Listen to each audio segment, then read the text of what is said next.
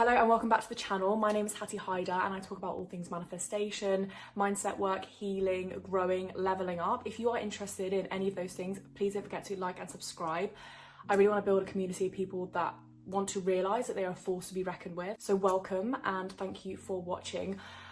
I want to talk about something that has personally been bothering me for a really long time, and that is understanding that if you choose to do content creation, if you choose to do an entrepreneurial part, it is not going to be linear. And there are so many things that are kind of like this employee mindset. If I put this work in, this will create this outcome. You know, if I put in this work, I will get this amount of money. And when it comes to following an alternative path like this, it doesn't work like that. And I want to reassure you that it doesn't work like that, because you have not fallen off. You are not doing the wrong thing. It's not that you're not working hard enough. This is just how content creation works. This is how building a business and a personal brand works. It's going to be inconsistent and it's going to be sometimes really good, sometimes really bad. And it really depends on the year. Right now at work, in the past 2 weeks, I have not been doing very well in terms of getting those sales in. Whereas from March, I was really nailing it. And it's making me question myself. I'm like, oh my God, am I doing something wrong?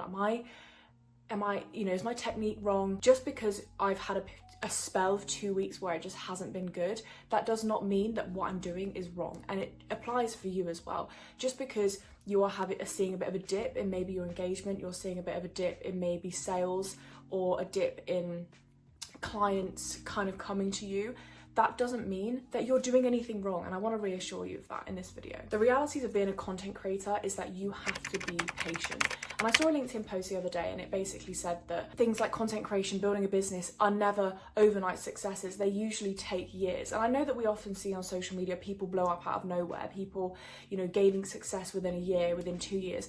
Very rarely does it work like that. And I want you to really understand this and not gaslight yourself into thinking that you're not working fast enough, that you're not working hard enough. If you are doing everything in your capacity to be consistent, optimize the algorithm, doing what you should do, and creating content and wanting to constantly grow, that's all you can do. Really, it's just a waiting game, waiting for something to catch, waiting for something to stick. And this is what many people have gone through. Many successful people have been trying and thinking that something isn't working, and then suddenly it works. And I think what's really important in this situation is not to tie your ego to it. So for example, for a long time, I thought my content creation wasn't working, I wasn't doing the right thing. And then suddenly, earlier on this year, around February, March, May, June, I was blowing up on my TikTok. I was doing really well. I went from 2,000 followers to 14,000 followers. And I was on this upward trajectory. I was really going for it. It was going really well. And then in the past month or two, it's really slowed down.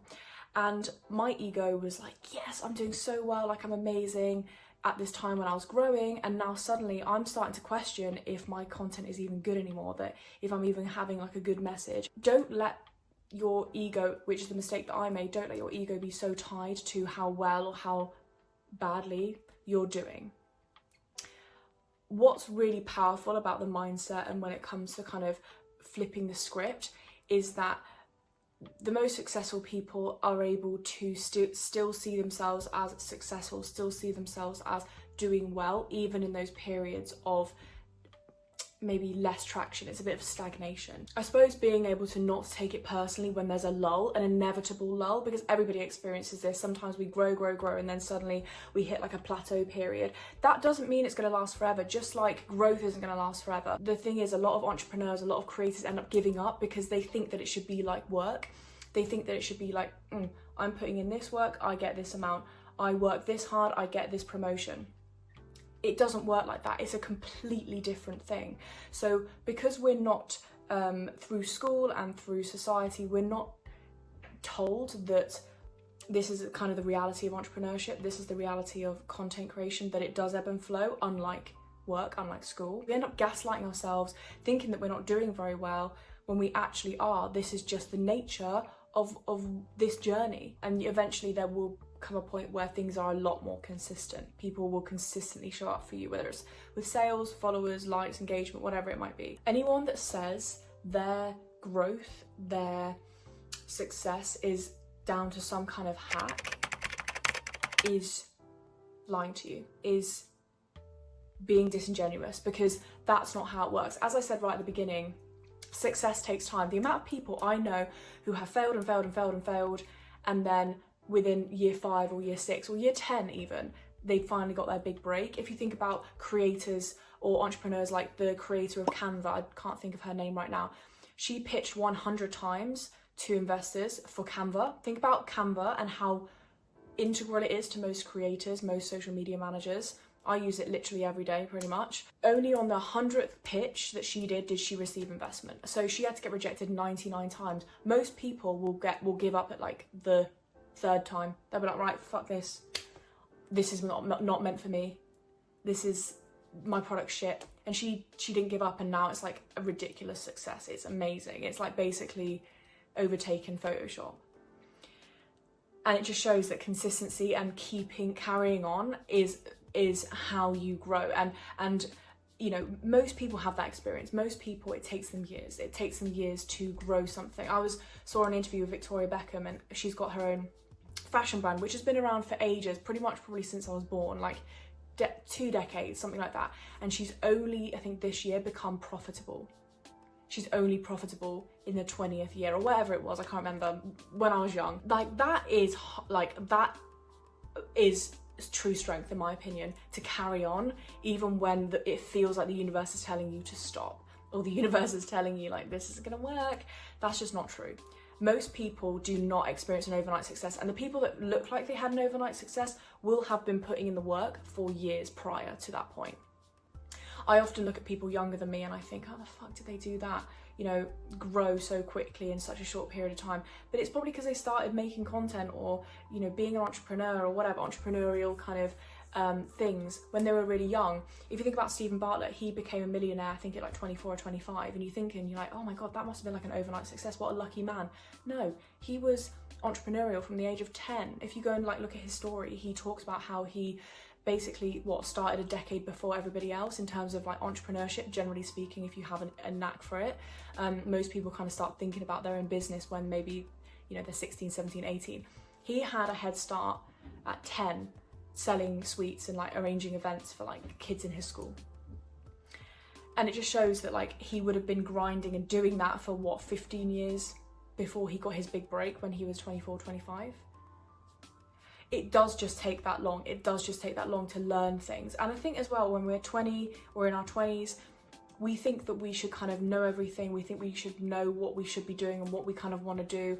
And I think I saw a post again the other day that was saying like, you know, even in your 20s and 30s, you're still like babies. You're still learning. You're still working out the world of work and how things work and the realities of life. And only through life experience are we actually even able to do certain things, or only at certain life stages are we equipped enough mentally, you know, financially, whatever, to do certain things. So give yourself grace. These things take time. So don't be gaslit when people say, oh, I did it through this hack, like, oh, I grew in like, I mean, there are obviously some people who do blow up kind of instantaneously, but 99% of the time it will be because they've been working hard in the background before this that we weren't looking at, that we couldn't see. And then suddenly that it feels like they come out of nowhere. For example, Sabrina Carpenter, another example, like she knew she wanted to be like a singer from like her teen years, and it took her like 10 years from the age of like 14 to obviously 24 to blow up. She's just dominating the music space right now because she didn't give up. Being a creator, being an entrepreneur, it requires time and a lot of failing. You know, failure is part of that success. If you fail, it's a good opportunity to grow from it. A lot of people will see that and think, this is an opportunity for me to give up. But if you can see it as an opportunity for you to grow and not anything other than a sign for you to level up, you're gonna do so well. And if you keep going, you're gonna get to where you wanna be, like 100%. I think a lot of people, either when they talk about their success, or people that are trying to gain success, or what success looks like for them, they often underestimate how much luck plays a part in their journey. I do get a little bit frustrated when I see people talk about how they kind of got to a successful point without acknowledging the luck, or they were being in the right place at the right time in actually gaining that success. Because I think it's always a balance, isn't it? It's never like all I ever did was grind, all I ever did was work hard and I created my own luck. It's never only just that, nor is it only like, oh, I was just lucky and I just happened to be here. Usually it's a combination, isn't it? Usually it's somebody who is dedicated, wants to work hard, wants to create something, and then has a stroke of luck somewhere along the line. It's never usually one or the other. And I think it's really important to acknowledge how much luck plays a part in people's success. Somebody that I think is really good at acknowledging the amount of luck that they had is Grace Beverly. So she talks about how obviously she was on social media when a time when social media was relatively new, influencers were kind of like coming up. They were a new kind of thing. And she talks about obviously the fitness industry, how much it was blowing up at the time, which is when she first started her Instagram. She talked about how she went to Oxford, which she obviously would have worked hard for, but putting things like I went to Oxford University in her YouTube videos obviously would have gained a lot of interest. Her parents are in the business space already, so she really acknowledges her luck. Clearly she's worked really hard. She's a very hard-working, really amazing person, but she has had luck, and I think that's the kind of like combination that people need to understand. This is what I mean about like 50% luck, 50% just hard work, because you can put yourself out there. That's like the 50%. You can put yourself in a position to be open to opportunities. You can expose yourself to the world for somebody to then see you. But that 50%, is that person even seeing you? Is that opportunity even coming to you? You know, because you can't control that. All you can control is that 50% of you putting in the work, putting yourself out there, you know, exposing yourself to opportunities. But that other 50% is that luck, and is being in the right place at the right time. Is, you know, I think about a lot of creators that grew massively during COVID, whereas now it's a little bit different because we don't have the benefit of, for example, furlough, where people didn't have to work, but they were still able to get paid and things like that. Lots of people start their own businesses and things like that. So some people really jumped on that wave. And for example, like I know, people like Doja Cat, she blew up during COVID. Megan Thee Stallion blew up during COVID because their songs were all over TikTok. You know, they really were at the right place at the right time. Yes, they're talented. Yes, they're great. I absolutely love those two. They're two of my favourite artists. But they probably were able to capitalise on the captive audience that was the internet during COVID. Like everybody was online. People had a lot more time. There were a lot more eyeballs on the internet at that time. So really anybody that was on that trajectory at the time massively benefited from that period. So just know that it's a combination. It's a combination of like, yes, you can put yourself in the right place, try and make yourself lucky, but there are things, there's that 50% that's really out of your own control, and you have to kind of like just be patient. And this is where the patience comes in, is waiting for that luck.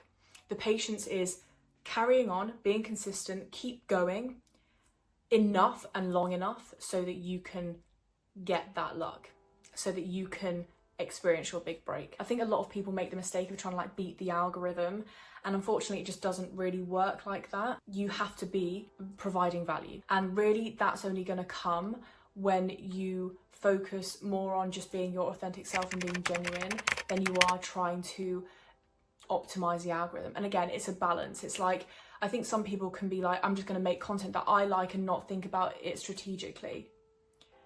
Whereas there are some people who are like, I want to just focus completely on the strategy and I just want to do what the algorithm will like without their own passion in it. And again, it's back to that balance.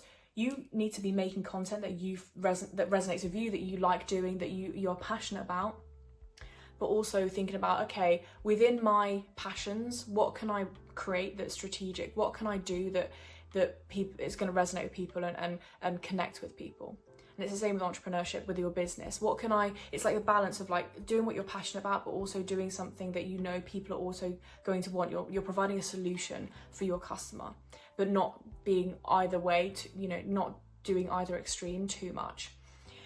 So I think leading to this then, in order to kind of make that quality content that you're passionate about, it really is just letting yourself experiment. The more you experiment, the more that you create, the more that you pivot, the more that you reflect, the more you're fine-tuning your craft, the more you're fine-tuning your content, your product, your service. This happens by stealth. Very rarely does it happen all at once. It happens over time and over years. And it happens because people show up consistently. You're gifting yourself even more opportunity, you know, to improve, basically. And the more you improve and the more you kind of hone in your craft and you become more deliberate and you kind of come less out of that experimentation phase and you become more into that sort of polished phase, you by that point over time will be creating so much value for people. Think about it with like a rough stone. The more you kind of keep rubbing it down, like to try and polish it, make it more smooth, the more you keep going,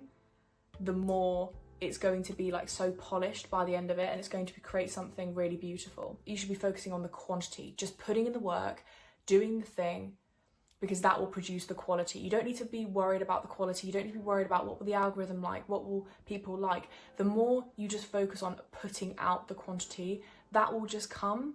The quality will just come with practice. You don't need to be like agonizing over stuff thinking, oh, should I post this? Is this going to be optimal?